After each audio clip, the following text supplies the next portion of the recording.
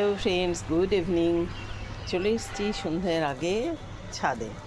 দেখো সূর্য ডুবে গিয়ে কী সুন্দর। আজকে অবশ্য রোদের তেজটা বিকেলের পর থেকে কমই ছিল। আর আমি গাছ থেকে তুলে নিলাম কতগুলো শিম। গাছের অবস্থা এখন প্রায় একদম খারাপ, আর এরকম দু একটা ছোটোখাটো রয়েছে, তার জন্য এই কটা শিম তুলে নিলাম। আর ক্যাপসিকাম হয়েছিল 3টে 4টে, কিন্তু তারপরে না গাছটা যেন কেমনি হয়ে গেল পাতাগুলো। ও আবার যত্ন করে যদি ঠিক করতে পারে। আর উচ্ছে গাছটা লকলকি এত বড় হয়েছে, এত ফুল হয়েছে, একটাও উচ্ছে ধরেনি। আর এদিকে ও গাছের এইসব যত্ন টত্ন করে যাচ্ছে।